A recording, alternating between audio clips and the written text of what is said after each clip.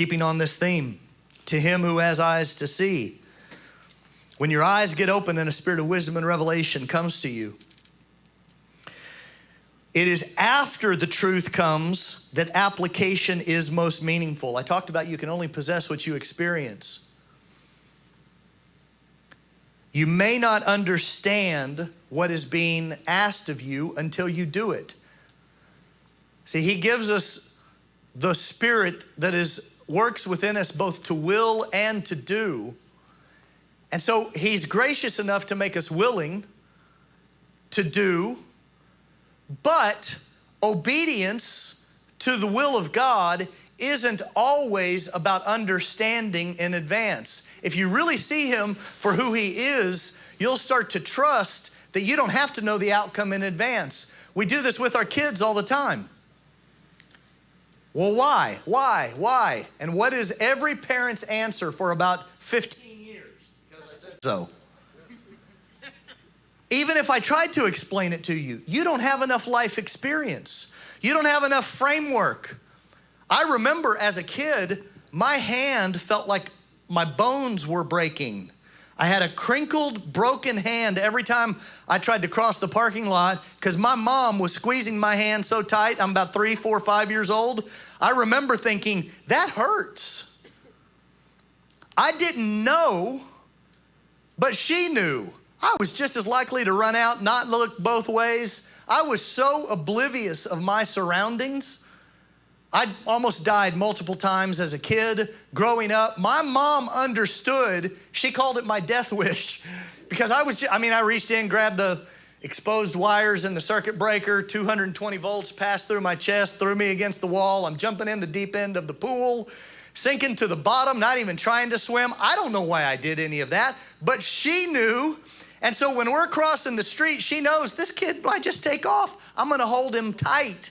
Now I'm feeling that, and I don't have the cognitive ability, the comprehension of myself, and I'm not even sure that she loves me in it because it hurt. But she was doing what was necessary to protect me, and I couldn't understand it until I had kids of my own. Grab that hand. No, you aren't gonna walk across the street by yourself. You're 3 years old. So we have a responsibility to obedience with or without understanding.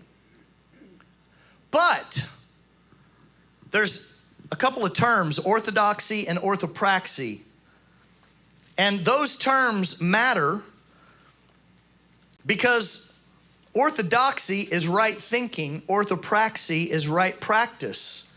So while we have a responsibility to obedience, whether we understand or not, the general pattern of steady development of character and discipleship is it's important that you think right so that you can do right.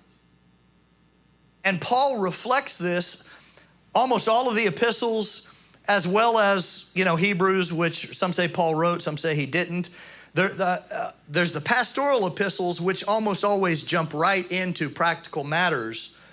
But the epistles that are so theological, Ephesians, Colossians, Romans, Hebrews, all of them have chapters of content about our eyes getting open and getting right photos of God. They are describing who God is, the kindness, the glory, the beauty. Ephesians spends 3 chapters with exhaustive, power-packed discussion of our predestination and placement into Christ and God's eternal plan to sum up everything in him. It's only in chapter 4 that it says, I therefore, Paul, a prisoner of the Lord, urge you to walk in a manner worthy of the calling. And then he goes into how we live together. Most of these have this kind of if, then, therefore language. Hebrews spends 11 chapters, a master treatise on the centrality of faith and the betterness of Christ compared to Moses, the law, angels, everything else. 12 chapters. And then chapter 12, he says, therefore, this is how you live. So many chapters telling us how to think, getting right photos before telling us how to live. Our discipleship inverts that. Here's how you live. Maybe you'll figure it out along the way. But that reversing it is actually what reinforces law-based thinking, because we start becoming doers. Colossians, lavish high Christology for 2 chapters. Then chapter 3, if then you've been raised with Christ, because that's true, your position in Christ, the nature of Christ, if that's true, then here's what life looks like. Put to death whatever belongs to your earthly nature: sexual immorality, impurity, lust, evil desires, greed, which is idolatry. Romans, which we're going to look at, which is kind of the signature verse for the new creation life. It's where the image of the butterfly comes from. The do not be conformed to this world, but be transformed. The word transformed, we're going to look at in another session. But he spends 11 chapters in Romans before Romans 12:1. Therefore, my brothers, do not be conformed to this world, but be transformed. There is so much investment that the writers of the epistles give into giving you accurate Polaroids, accurate photos, so that you have confidence in who God is, and therefore once you think rightly, the doing rightly makes sense. That doesn't mean